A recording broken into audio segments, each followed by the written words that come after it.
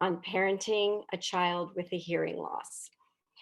DHH teacher Tina Lopez kicked off the series yesterday with a wonderful presentation in which she talked about accommodations, child behaviors that are impacted by hearing loss.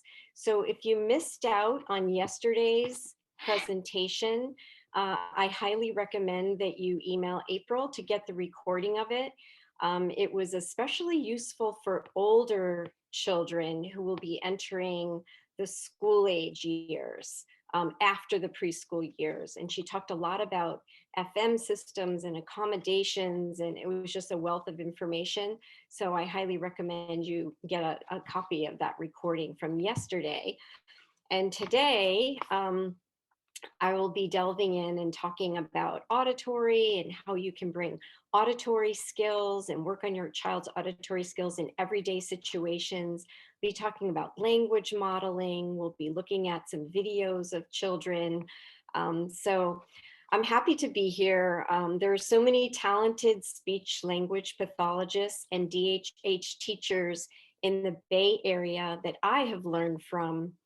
So I'm so happy to be here today to share what I hope will be some useful tips and resources. I wanted to thank Elizabeth and Francis, our interpreters today, and I will be mindful of speaking slowly. I've been asked to speak on the slower side so that our interpreters can keep up. Please remind me if I get going too fast. So when I moved to the Bay Area about 20 years ago now, I was really fortunate to be able to train under the co-author of the book called The OS Plan. Mary Kay Therese was the speech pathologist at Children's Hospital at that point in time, and she teamed up with pediatric audiologist Adeline McClatchy, and the two of them created the cochlear implant team at Children's Hospital, now known as UC Benioff Children's Hospital. And they wrote a book called The OS Plan. So I'm going to take you through the different levels of this auditory curriculum that I have followed over the years, and that many speech pathologists in the Bay Area have also followed as a result of the wonderful work that was done by Mary Kay and Adeline. So the auditory skills pyramid has 5 different levels in it. I'm going to start off by talking about level 1, which is awareness. So level 1 is, let me get my thoughts together and make sure I'm talking slow enough. So level 1 is the level that we work on when a baby or a child has been newly implanted and has had his or her first, what we call sound activation or a mapping. A mapping is done by a pediatric audiologist, and that's when the baby's electrodes are first turned on for the very first time. We can also use this auditory curriculum with children using Baha devices, with children using hearing aids. Tina spoke yesterday extensively about the different kinds of amplification systems. So I want to just point that out, that this is not just an auditory curriculum for children with cochlear implants, but also for other kinds of amplification. This philosophy at SEED that I am most familiar with is the total communication philosophy. And I'm going to slow down a little bit. And we also call this a TC philosophy. Total communication philosophy is when signs are paired simultaneously with spoken words. So in a program which listening and spoken language is the main focus, signs would not be paired with the word. So in the philosophy that I'm going to be talking about today, and the philosophy that I'm most used to using, is a TC philosophy, where we're going to be using signs paired with spoken words. So in that first month or so, after a child has had his or her first sound activation, we recommend that families take the child on what we call listening walks. So as you're walking around, you can be saying, listen, I hear a dog, woof, woof, woof. So you're signing dog, you're saying dog. The child is starting to make sense for the very first time of what sound means. And that's really our job, to help children make sense of what sounds mean. We talk about environmental sounds, the sound of a train. I hear choo, choo, choo, choo. You can say it, add the sign. So we're basically bombarding them for the very first time with sounds in the environment and trying to help the child make sense of what these sounds mean. We also talk a lot about the ling sounds. Why are the ling sounds so important? And why do the audiologists want the speech language pathologists, the DHH teachers, and the parents to be doing ling checks? So the ling sounds are the 6 sounds that are in the speech frequency. And years ago, there was a pioneer in the field of deaf education named Daniel Ling, and he came up with these 6 sounds, and these are the sounds in the speech frequency. Also, they're known as the sounds that are in the speech banana. And I'll slow down a little bit. I realize I'm talking fast. So these 6 sounds fall within the speech banana on your child's audiogram. And these are the 6 sounds that are heard in conversational speech. Now, I'm going to explain more about why this is so important for your child to hear these 6 sounds. So I'm going to show you a video of a little guy who was implanted at about 7 months of age. His parents took sign language classes at our center at SEED and embraced a total communication philosophy. From the time he was an infant, they would come into the classes and he was sitting on their lap for the sign language classes. I was fortunate to be able to work with this child for outpatient speech, language, and auditory training through their insurance company. He attended a different program for his educational program. Oh, I think he's telling me to slow down. Whoops. And we can hear you, just so you know. Okay. So this little guy was about, uh-oh. So April, you may want to mute our interpreter. Okay. He's about 12 to 14 months in this video. And what I love about this video is the seating arrangement. So the dad is sitting behind the baby so that the baby is not picking up on visual cues. He's not reading the dad's lips or seeing. He's totally relying on his auditory input. The dad is going to be gently guiding his hand to put a ring on the sea lion's nose. We want to keep it fun. We want to keep it really play-based, not like a drill. But it's important that we start training these little guys to hear the ling sounds so that we know they're hearing all the sounds in that speech banana. Again, the sounds that he's going to be listening to for conversational speech, and letting us know. So he's very young, that dad is training him. I promise that the video will flip around in a few seconds.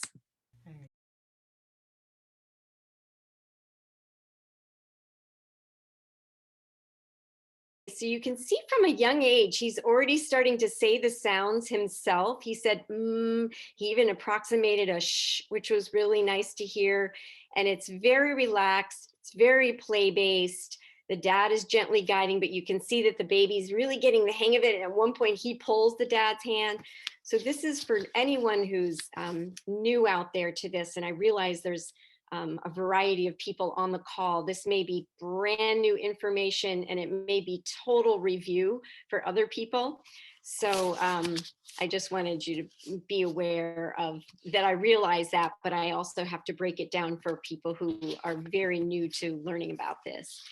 So as the child begins to understand the ling sounds and responding and hearing those sounds, the audiologists are always thrilled that we as SLPs and DHH teachers and the families practice and do these daily ling checks. So when the child goes in for the mappings, they're already going to be familiar with this and they're going to be able to have a really successful mapping where the audiologist tweaks the electrodes and maybe turns the volume on even more.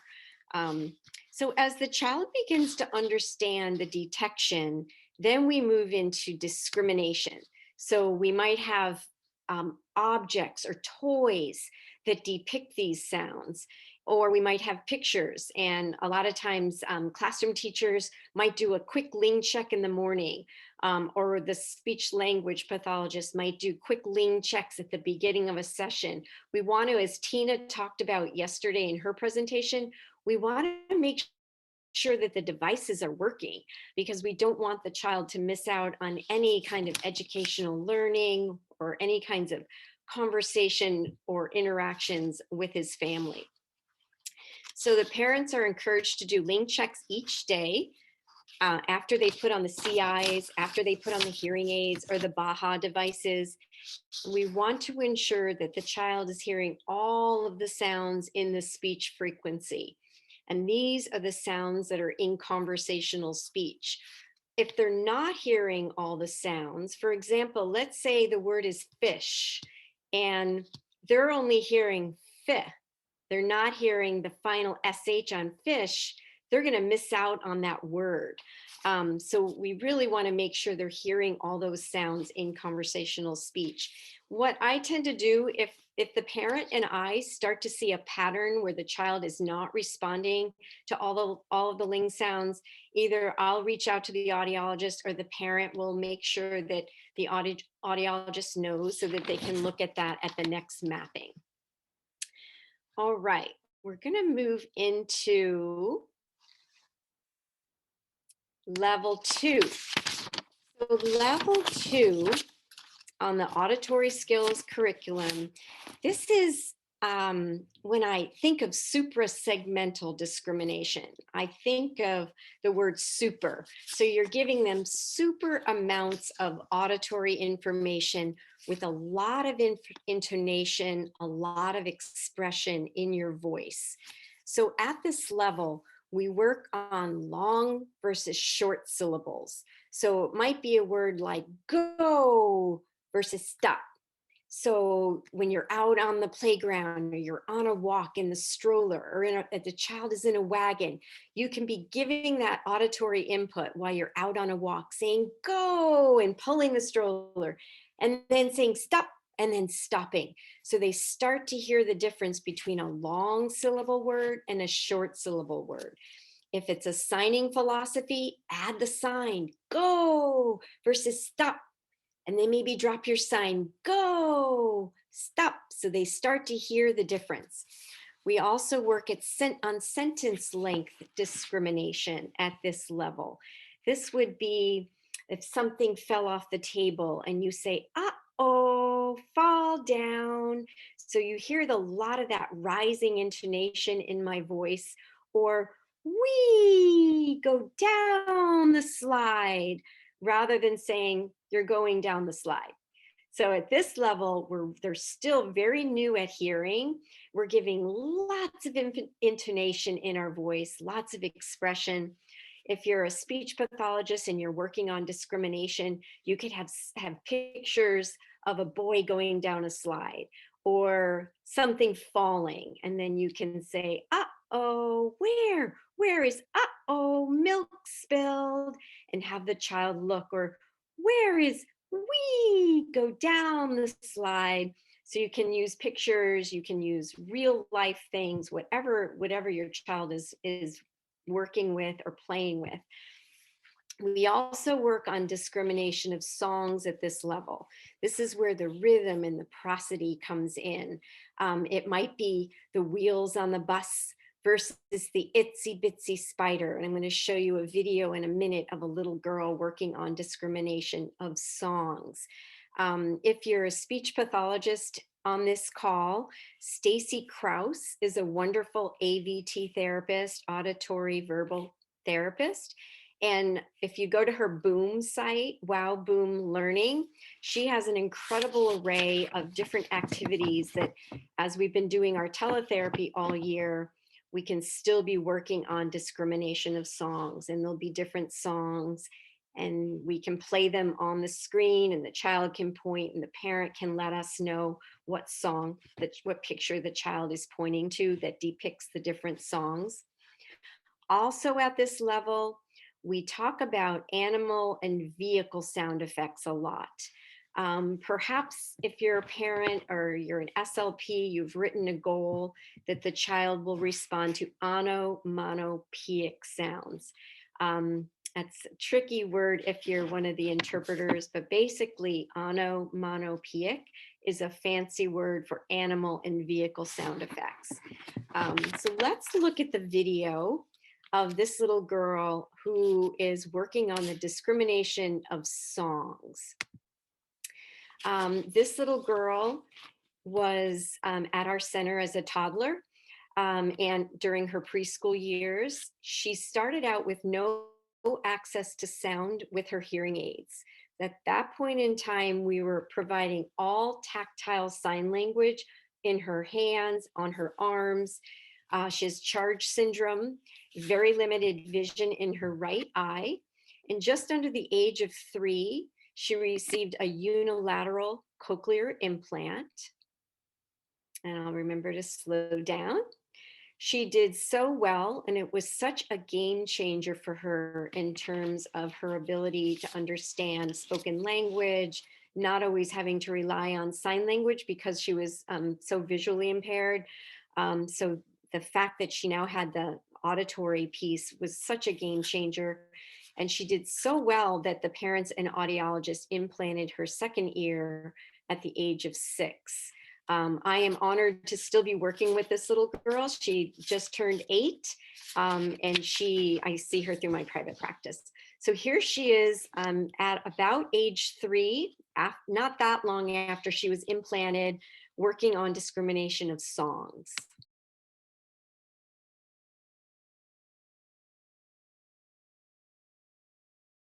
Hey, so she had worked up to a field of 4 choices. Obviously, we're going to start with a smaller field and gradually build up the field of choices.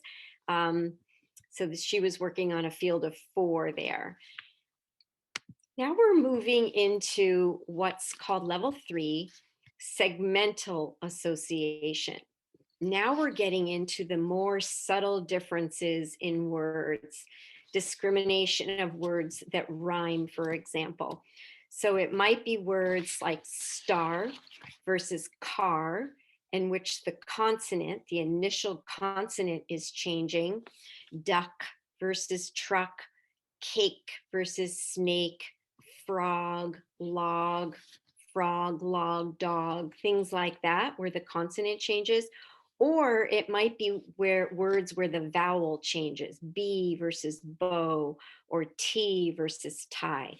So we're getting into more subtle differences now with a child's auditory skills. I want to remind everyone that we go back and forth between these levels for years as the child's vocabulary develops and as his or her auditory skills progress. The next video that I'm going to show you is a little girl working on level 3. She has bilateral cochlear implants and was implanted around 12 to 14 months. Cantonese was the native language spoken in the home, with parents also speaking some English to her. And she attended a program that used a total communication philosophy. So she was learning sign language, English, and her native language being Cantonese, the native language of her family. So in this video, we have now progressed to where she can understand words in a wider array. She's in a field of 12 choices. And you'll see in one of the instances, she doesn't understand the word frog, frog. So I could have given her the sign frog. I could have given that to her, which would have been really easy for her. But since I was challenging her auditory skills, I wanted to see if she could get it. So she didn't get it with me saying the word. So I went back to level 2, which we talked about earlier, onomatopoeic, which was the animal sound effect. So I said the word frog, she didn't get it. So then I went back and you'll see where I gave her the sound effect. And then I clarified it in sign, then gave her the sign for frog to kind of cement or really clarify the meaning of this new word for her, which was frog. And this was an example of an auditory sandwich technique that I'm going to be talking about a little bit after we get through this video. So here is this little one, adorable one, working on level 3, discrimination of words. For the most part, they're the same length, except for the word kitty cat, which did have 3 syllables.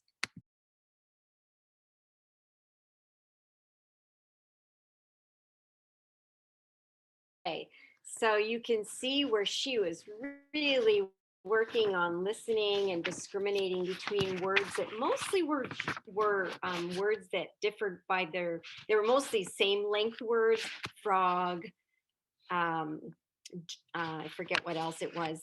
I'm going blank, but anyway, you can see what a wonderful job she was doing. And then she didn't get the word frog, but she did know it by the sound effect, going back to level 2. So don't always be so quick to give it away and give it to them with sign. Work on their auditory skills and see, and then she was able to get it. For the speech language pathologist who had to switch over to teletherapy, what I would do for an activity like this, I would pull up my green screen. I would go to a farm virtual background. I have different animals that I have laminated with Velcro on the back so they can just stick on my screen, and I could vary the number of choices. I could maybe have just 2 choices, or maybe move it up to 3 or 4, and maybe eventually get it, several animals on the green screen and see if the child can identify them.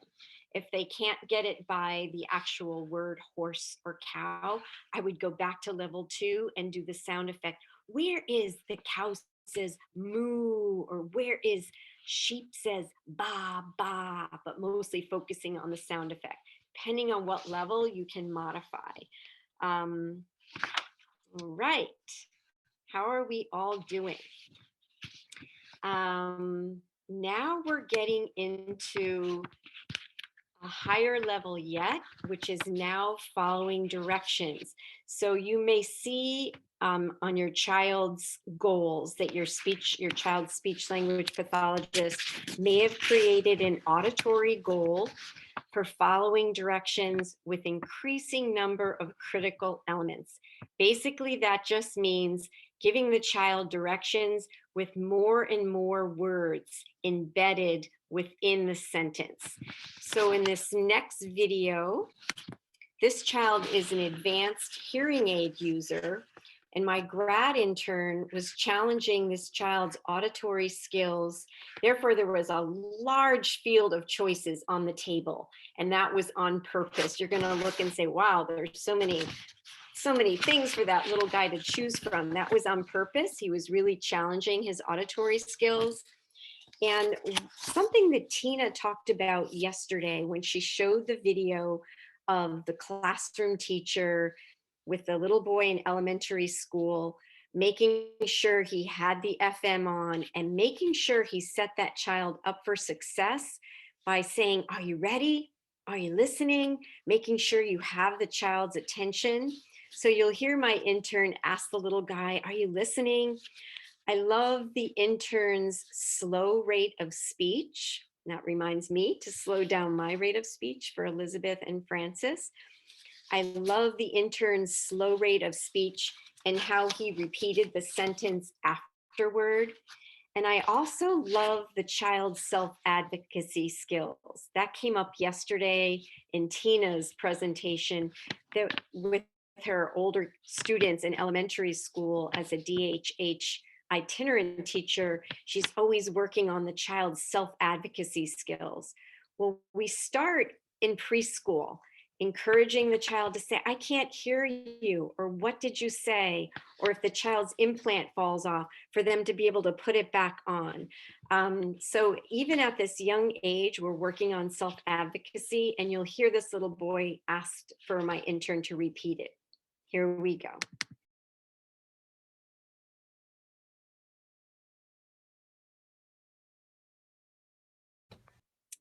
Okay, and for our older kids, what they showed in the video yesterday was the teacher clarified what maybe another student may have said, or clarified and said again what the teacher wanted the students to do. So it's really important that we teach these little guys self-advocacy from a young age, saying, say it again, I want you to say it again.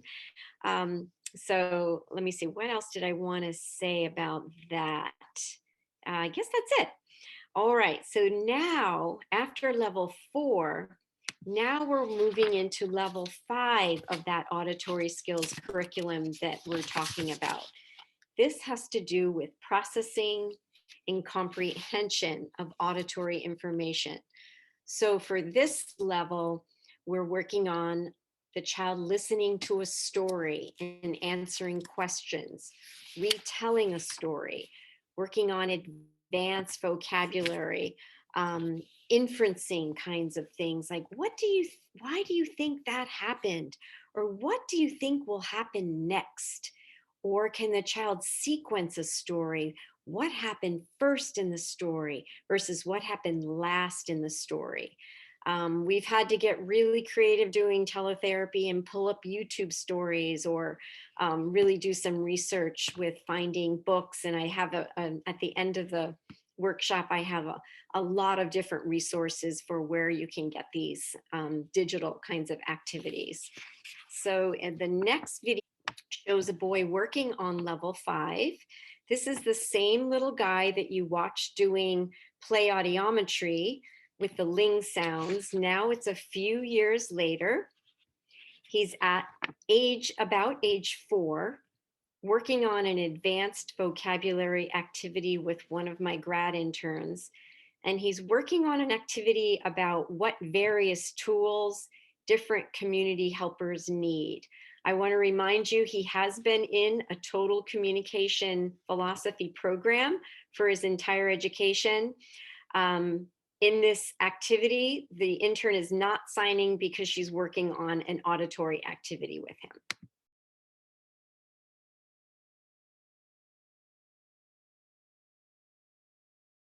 I want to talk a little bit about the auditory sandwich technique that I mentioned before, and why even within a total communication philosophy program that we also want to drop our signs sometimes. So within a total communication philosophy program in which signs are paired simultaneously with spoken words, it's important to drop our signs so that your child can build upon his auditory skills and build upon the auditory pathways to the brain. So we think of it as a sandwich, and a lot of DHH teachers are really good about doing this in the classroom. For example, if they're flashing the light during a transition, they might flash the light and just say flashing, flashing, and then add the sign flashing, flashing. So maybe we say it and then sign it and say it again, or we can do the opposite where we might sign it and then say it and then say it and then sign it again. So think of it as the meat and then the bread, or the bread and then the meat and then another piece of bread. So an example might be you say to your child, go get your shoes, and the child doesn't get it. So you add the sign, go get your shoes. And then the child comes back with the shoes, and you could say, yes, you've got your shoes. You have your shoes. So you're weaving the sign in and out, building on the understanding and building on the meaning of the words. Over time, you might be able to give the direction in spoken words only. If we always pair the word with the sign, if they're always getting the constant visual, then they're not going to build those auditory pathways to the brain. So that's why we try to, even within a total communication philosophy, also work on building the child's auditory skills. So that was a crash course in the auditory curriculum that I've followed, and that a lot of other SLPs in the Bay Area who are working in total communication philosophies also follow. So if we want to answer any questions here, April, or if you want me to keep on going, we can do questions at the end. What do you think? So, Ms. Carroll, I don't see any questions in the chat, but this actually sort of piqued a memory because my child, you Yeah. know, you know, a lot of memories here. But and for new parents, in terms of and just going back to what I remember, so what are some ways, and this is from a parent speaking, really not necessarily setting aside dedicated time to do home speech activities, but what are some, ways that parents can incorporate a lot of these practices, a lot of these activities that you were talking about in the home setting? Yes. So that's what I'm going to delve into next, April. That was a perfect segue. So my next section of my topic is how you can be doing this in everyday situations. So I think I'll just go ahead and give examples and show the video. And does that sound good, April? Yes, it sounds great. Okay, wonderful. All right, that was perfect. So perfect segue. So how do we provide language models and auditory models in everyday situations? So one of the things that we talk about is self-talk. So as you're getting the baby dressed or your child dressed in the morning, perfect opportunity to be talking out loud about what you are doing, what you're seeing, what you're hearing, what you're feeling. So as you're getting the baby sock on, here's your sock.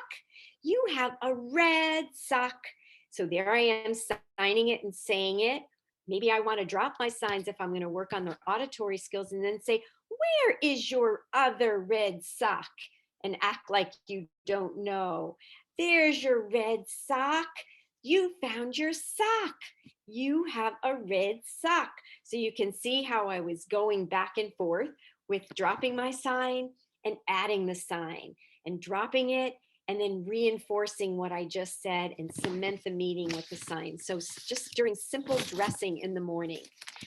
Then we get into talking about parallel talk.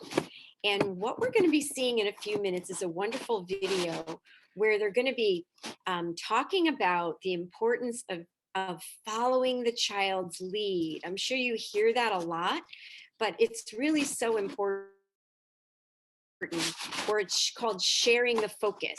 Tina talked about this yesterday. They're going to be talking about it in the video. So now you're talking about what the child is interested in, what the child is seeing, what he's hearing, what he's feeling. The child is making the car go up the ramp. You're going to be commenting on what he's doing and what he's showing interest in. Oh, the car is going up, up, up, up, up. Add the sign. If your child's in a signing philosophy program, add the sign. Your car is going up, up, up. It's going fast. It's going down. Whee! So you're adding all those words that we talked about earlier. You want to repeat the word often so that the child hears it over and over again. And associate the word with the object. So pair the sign with the word with the object. So if you're asking them to throw the ball, or if you're asking them to come, rather than just passively pick them up without any language, you can say, oh, you want up. You want to come up. up, up, up, here you go, up, up, up. So you're giving them that language just in your everyday interactions throughout their entire day. It's not like you have to say, oh, it's speech time, and you take 10 minutes out and work on speech. It's something that happens throughout their whole day. We didn't talk about yesterday either. I don't think it came up, but we really want to have the child's hearing aids, Baha devices, cochlear implant devices on during all of their waking hours, so they can really soak up language and associate the sounds and the words they're hearing with the signs that you're using.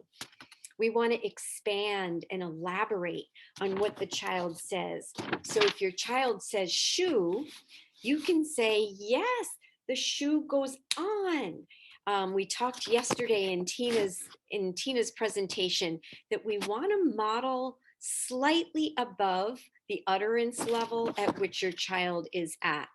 So if your child is at the one word sign level or one word utterance level, we want to model 2 words. If they're at 2 words, we want to model 3 words. And once the child gets to about 50 single signs or words, that's when you'll really start to see your 2-word combinations emerging. Let the interpreters catch up a little bit. We want to emphasize words like big and little and open and close. And we can use different objects so that children know that different objects, the word open, can mean open in different contexts. We can open a box, we can open a door, we can open a window. We can, as the child is outside in your yard taking a walk, remember to share the child's focus and turn it into a wonderful language opportunity. So the child picks up a leaf. You start talking about the leaf is wet or the color of the leaves. If the child hears a fire truck going by, look to see what the child is looking at, share their focus, talk about, wow, that was a loud truck. Or if the child points to a tall tree, wow, that tree is tall. So you're giving language around topics that they're showing interest in. You can use your cell phone or take pictures or a video, and then you can talk about it again later. It's wonderful. Say the dad is out on a walk with your child and you capture a great video, then you can review it later in the day with the mom or the caregiver or the grandmother and review that wonderful language that happened earlier in the day. I always think of my friend teacher Kim. I think she's on the call. Play, play, play, play, play.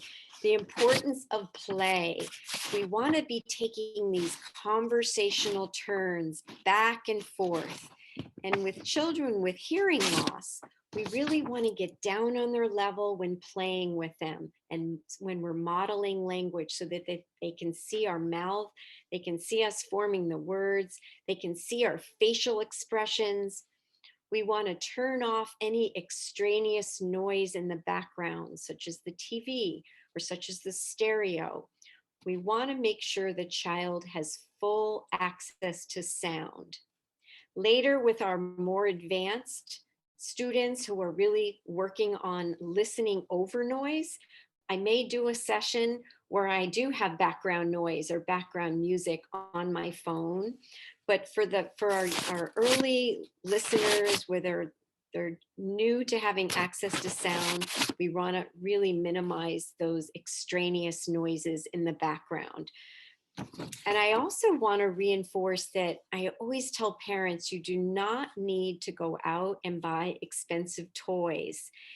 Make sure you save those cereal boxes or cracker boxes and save them and create like a little play area, store area. You can pretend to pour cereal into a bowl. You can pretend to feed the doll food. We want to foster what we call representational play skills so that the child's creativity can be developed. And then yesterday, Tina talked a little bit about processing time and wait time.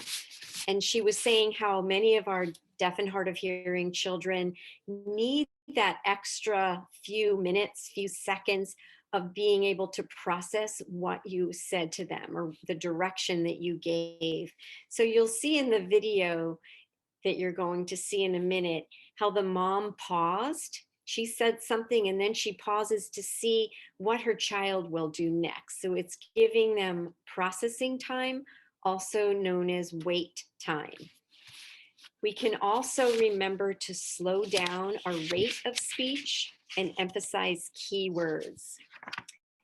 So April is now going to pull up a video. It's a wonderful video that was sent to me by one of the speech language pathologists on the cochlear implant children's team. Serve and return. All right, Miss Carol, I'm ready to play it. Okay, thank you, April.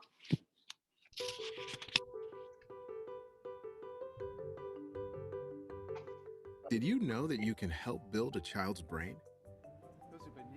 Everyday interactions can have a big impact on developing brains throughout childhood, starting even before babies can talk.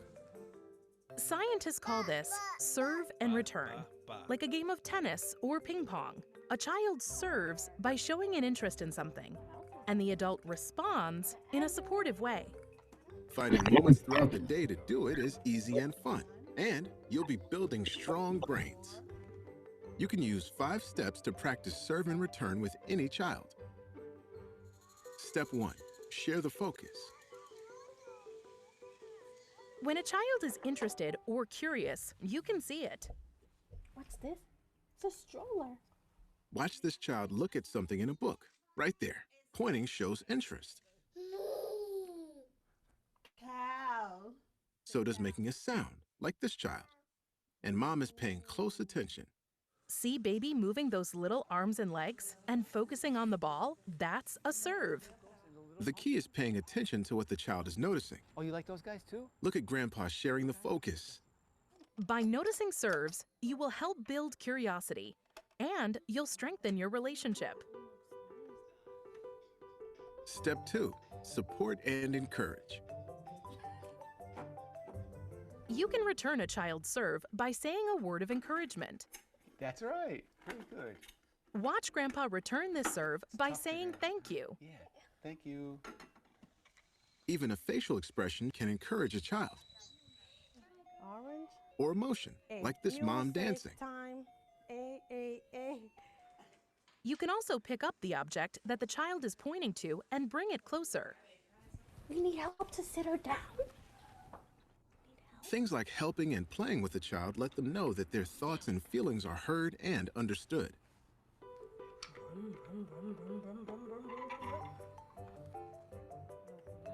Step 3, name it. Yeah, the puppy.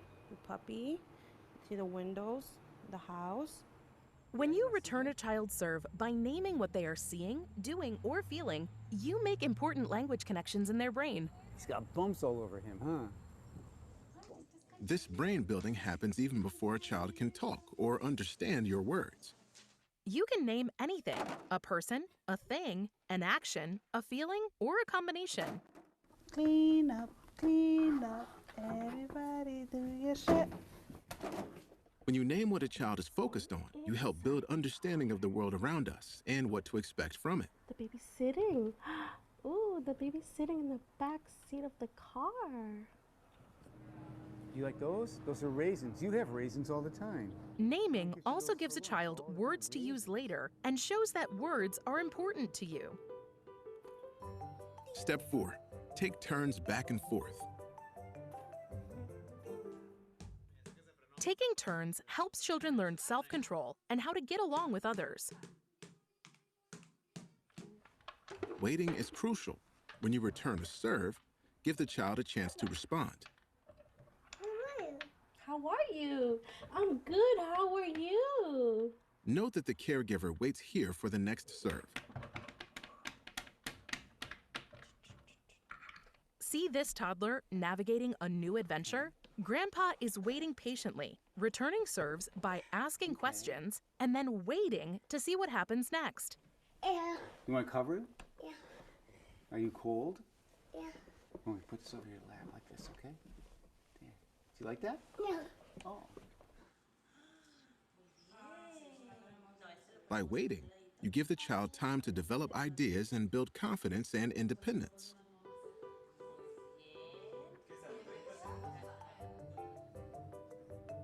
Step 5. Practice endings and beginnings. You want to go over there? Children signal when they're done or ready to move on to a new activity. Watch how this child shows it's time to start something new. Letting go of a toy signals an ending. Then picking up a new toy signals the next beginning. Want to play with the giraffe?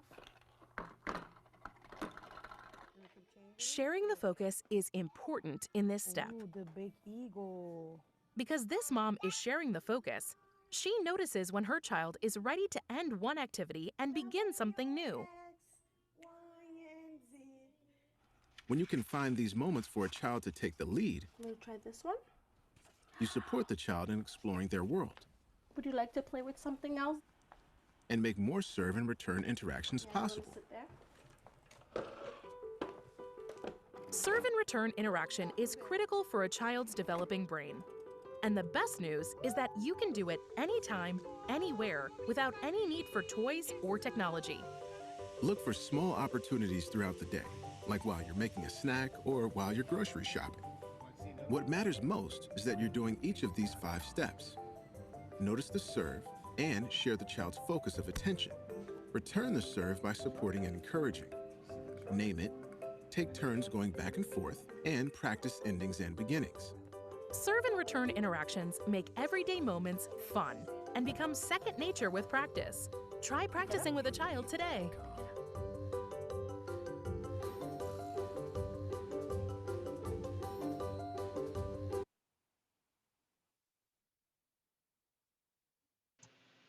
All right, Ms. Carol, if you want to resume your slides, you can. All right, thank you, April. All right. So what are some of your takeaways after watching this video? Is there something that you learn that you are already doing that you find successful, or something that you learn that you can incorporate with your child? Does anyone feel brave enough, or maybe one of the SLPs or DHH teachers want to comment?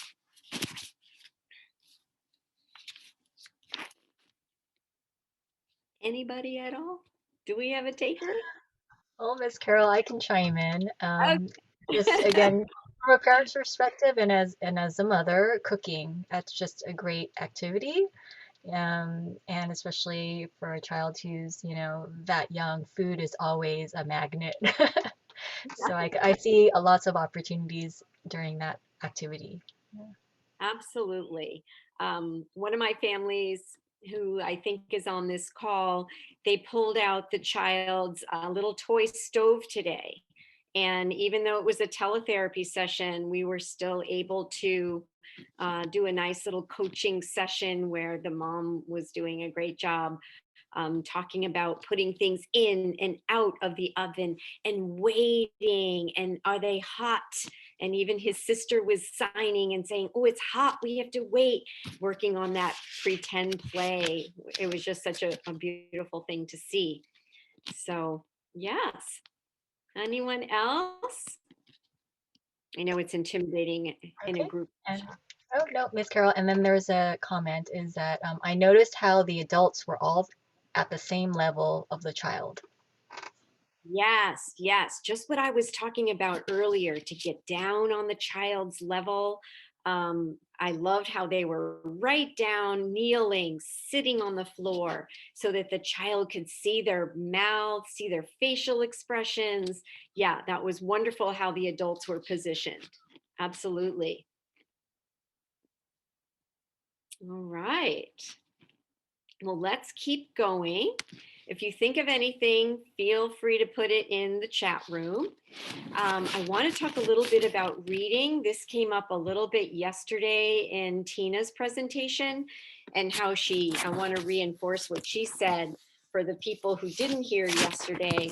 is to colorful books with simple pictures. Remember that you don't have to read what's on the page. Some of the words, there's so many words. We want to remember to modify to suit your child's level. So if your child is at 1 or 2 words, we want to model language that is slightly above that. We want to introduce new words daily. So if it's cold outside, rather than saying the same thing, it's cold, you could say, oh, it's chilly outside today, and introduce those new words. Positioning is so important, just like we were talking about in the video, getting down on the child's level. If you're working purely on your child's auditory skills, you may want to position yourself to the side or behind you. If you were if your child was in an oral program, the parents are taught to sit behind or to the side so that the child is only relying on that auditory input. It depends on what you're working on and how you want to modify it for your child. Reading is a wonderful way to start working on pre-literacy skills. So you can point out the words in the story. You can finger spell the words. You can point to the beginning sound. Oh, I hear a B in B. I hear a B in the word bus, letter B. Research has found that reading storybooks to children is one of the most important activities for developing the knowledge required for eventual success in reading. It is related to language growth, emergent literacy, and reading achievement. Right. Years ago, there was a study that was done on, it was called the 30 million word gap. And at that point in time, the study talked about how the number of words that a child was exposed to had to do with the child's socioeconomic status. However, that research has changed. Research has shown that the brain, I'm slowing down on purpose per Elizabeth's request, research has shown that the brain building power of language is specifically tied to conversational turns, just like we saw in the video. These turns occur when a baby and a caregiver interact and respond to each other. Conversational turns have the unique power to build children's brains. So I love that. Music and singing is another wonderful way to work on your child's language. Doing the gestures or the signs along with the spoken words really helps the child to understand the meaning of the words. So think of the song, The Wheels on the Bus. And I want you to think about the number of times that the word open and shut is repeated. So I'll sing it. You do it along with me. No one can see you. No one can hear you, just for practice. So we could do the wheels on the bus go round and round, round and round, round and round. And now we're talking about the door on the bus. The door on the bus goes open and shut, open and shut. So you get the idea. We're saying it over and over again. We can slow it down. The child is hearing the words repeated again and again. The gesture reinforces the meaning of the word, open and shut, or the wipers going swish, swish, swish. So sing as much as you can with your children. It's just a wonderful way to work on language and to teach new words. Singing also helps with transitions. It makes it so much more playful and fun to sing rather than say, it's time to go brush your teeth. Who's going to want to do that? But you can say, it's time to brush your teeth. It's time to brush your teeth. Hi ho the dairy-o, it's time to brush your teeth, or something like that. You'll hear the DHH teachers singing, it's cleanup time. I always do the cleanup song at the end of a session. So it kind of signifies and gives the child a little bit of a heads up that something is ending. And you can also check out the wonderful creative, they're called simple learning songs on YouTube or on your phone or your device, to also introduce your child to some new songs. We are on the home stretch. We talked about power of music. I want to talk a little bit about tips for our students who are deaf plus. Many, as Tina pointed out yesterday, that many of our deaf and hard of hearing children, 30 to 40% of them may have additional special needs, and they may require what's called AAC.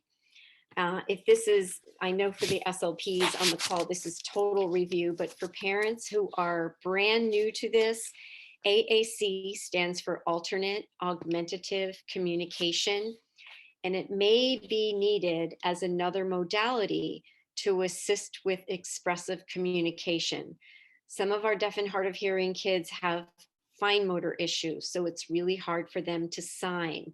Some of them are not developing spoken language and may have apraxia of speech or something going on that makes spoken language challenging for them.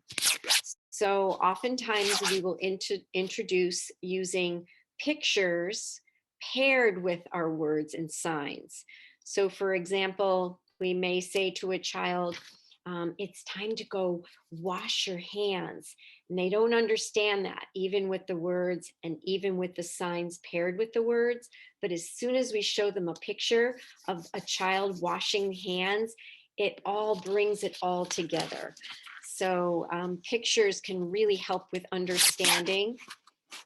Oftentimes we'll use a picture communication exchange system in which a child will hand the adult a picture of a preferred toy in exchange for that toy. Or we may use pictures during snack time. So if they can't sign apple and they can't say apple, but they can point to the picture of the apple or hand the picture of the apple to the adult in exchange for the real apple. It can really help with frustration and decreasing the frustration.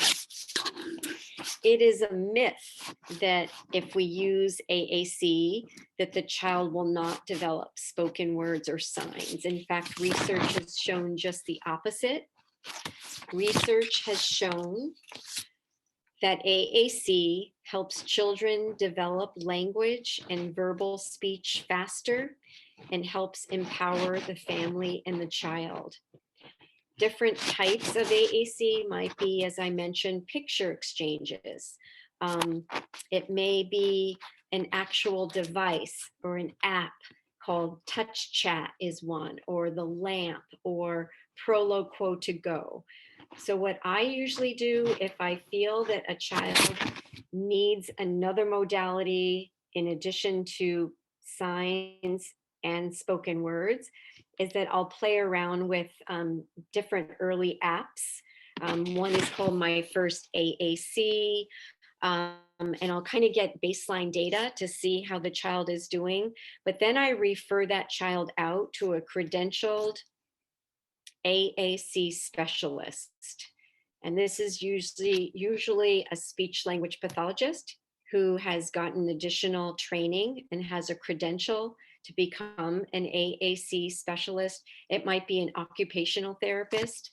I recently had, because we're still doing teletherapy, I had a school district's AAC specialist Zoom into one of my sessions so she could get a feel for the child and how she was doing. And now that child is on an app and is seeing my colleague for in person so she can really get going on using this new device. It doesn't mean that we're giving up on spoken language, and it doesn't mean that we're giving up on signing. It's another modality. It gives the child yet another means of making her wants and needs known and eliminating that frustration.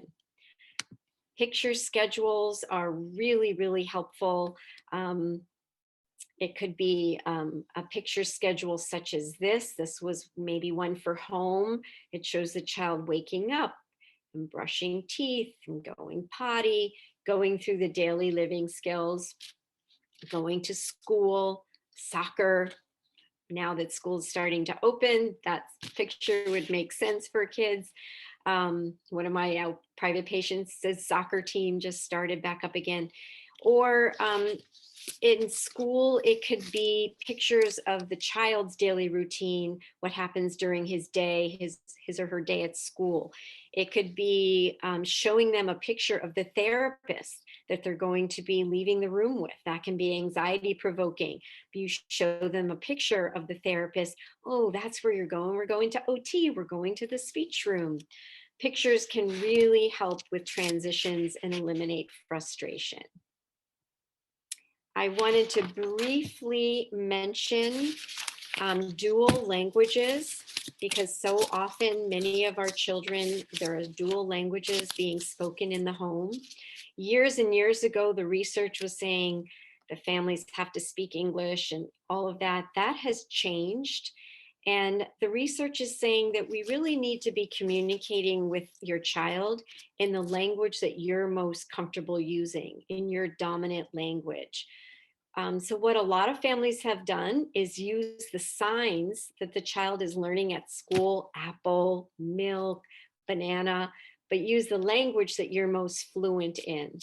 So April will share a link. She will email you the link of a really good research article that I found that addresses this topic. But basically, current research advocates talking to your child in the language that you are dominant in, so that you can bond and speak freely with your child.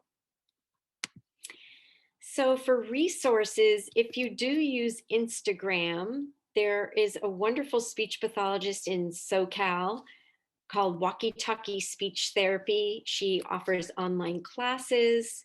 She's written children's books. Oftentimes she'll offer them for free.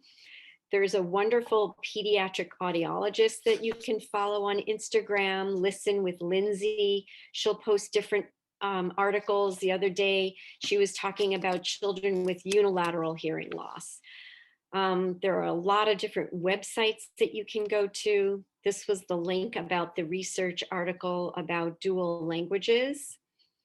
And for therapists out there who have been doing teletherapy, as I mentioned, the Wow Boom Learning site has been amazing for finding activities for teletherapy. A lot of you probably know, if you are using green screens for your teletherapy, there's a Facebook community called Green Screen Speech Therapy, where you can get a lot of free information and free downloads. Play Spark toys. I can't say enough about these two women. It was an OT and a speech pathologist teamed up when the pandemic hit and started selling green screen kits and materials and tutorials on how to do it. And so they've been wonderful. There are some wonderful websites where parents can get books for free. oxfordowl.co.uk, freekidsbooks.org. Local library has ebooks. Things are starting to open up again, but until they get fully opened up, you can still rely on some of these resources. So I want to end with a quote. And I want to thank you all for being here today. It's really been fun to share this information. I'm just so passionate about my field and working with children with hearing loss. Sometimes real heroes live in the hearts of little children fighting big battles. And I want to thank all of you superheroes out there who are so dedicated to working with your own child, or in some cases with your own more than one child with special needs. I'm so inspired by the strength of the parents that I work with, and I'm so grateful for the wonderful teachers and the therapists that I have come to know over the years. And most importantly, I'm forever grateful to my young students and all that they have taught me. So thank you so much. We can open it up for questions, April. So for those of you who are here, if you have a question, this is a great opportunity to ask, Miss Carol about. Again, she's had years of experience with my child included. And if not, then, as with yesterday, Miss Carol, if you are okay, if there are questions after the fact, as we often have questions, that we wish we could have asked, if I do forward them to you, would you be able to provide an Oh, answer? I can provide that in a follow-up email. oh, absolutely. Yes. My email is just carol@seed, CEID.org. Um, I will put in a plug for Seed. We are a nonprofit, and we are having our upcoming virtual walkathon. So if you want to learn more about that or provide any support to that, you can go to www.seed.org to help out our nonprofit. Wonderful, small but mighty school. Mhm. Yes. Okay, so Miss Carol, I do not see any questions, but thank you for such a in-depth, comprehensive, just a good snapshot of what speech is like for, families who have a child who's deaf or hard of hearing, just providing really a good breakdown, because a lot of times families are often overwhelmed by the process. And having a resource like this one for families to watch, and for providers to see speech therapy in action, this helps too, and to sort of incorporate this practice in a more inclusive manner in classrooms.